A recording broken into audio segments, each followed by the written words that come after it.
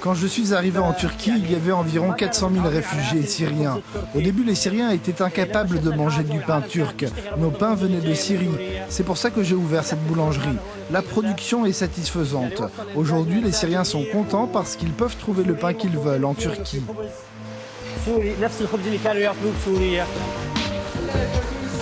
Avant de s'installer à Gaziantep en Turquie, ce boulanger syrien travaillait pour les douanes en Syrie. Alors qu'il tentait de fuir le régime de Bachar el-Assad, il s'est retrouvé aux mains des djihadistes de l'État islamique en Irak et au Levant, qui l'ont retenu prisonnier pendant 5 mois. Une fois libéré, il a pu rejoindre le territoire turc l'an dernier.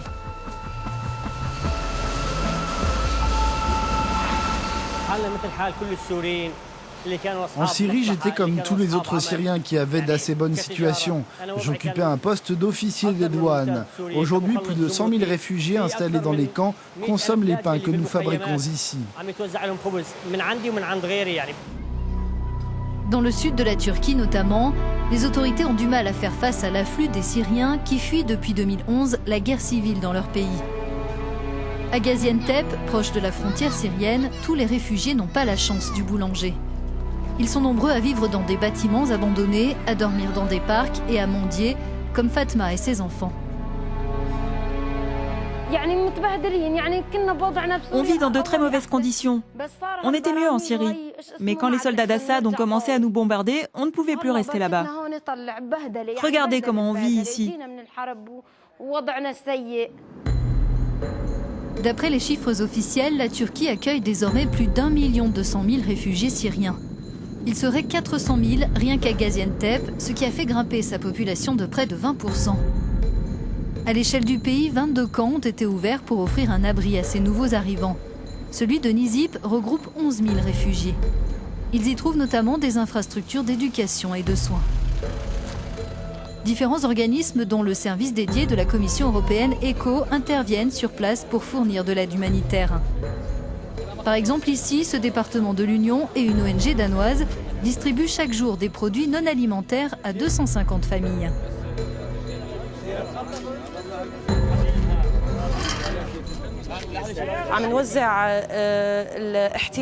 On distribue ce dont les gens ont besoin pour s'équiper, comme des couvertures, des matelas et des coussins.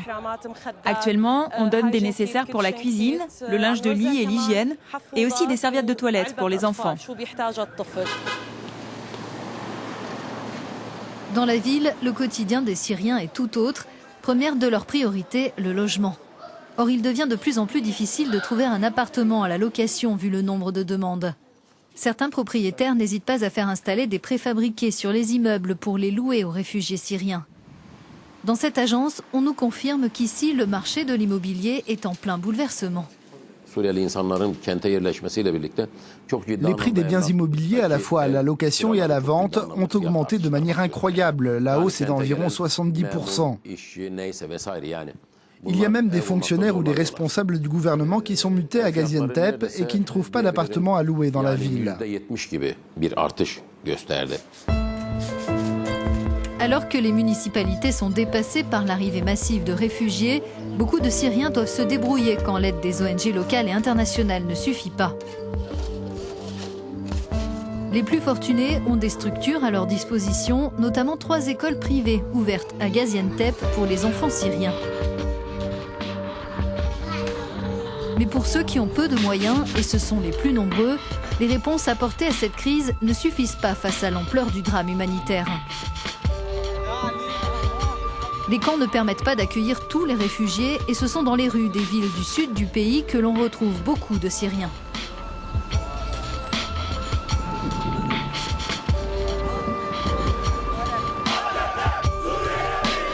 Cette présence, parfois massive, génère des tensions avec la population locale, à tel point que certains manifestent contre les réfugiés. Les autorités ont interdit ces protestations relayées sur les réseaux sociaux, y voyant des actes d'incitation à la haine. Les Syriens s'installent dans nos maisons et on n'arrive pas à les faire partir quand ils ne paient pas.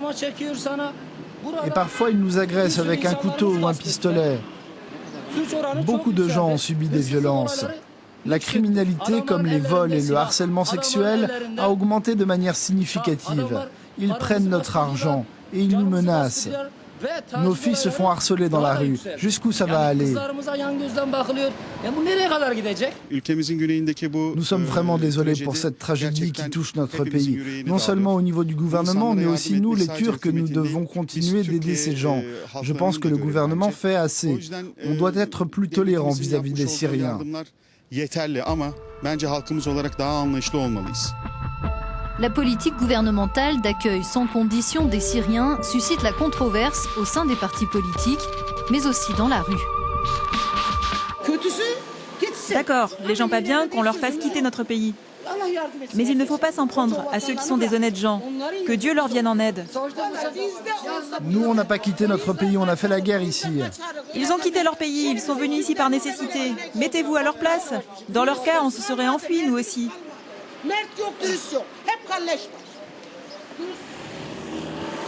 Le climat s'est détérioré quand les habitants de Gaziantep ont compris que les Syriens allaient probablement s'installer de manière permanente.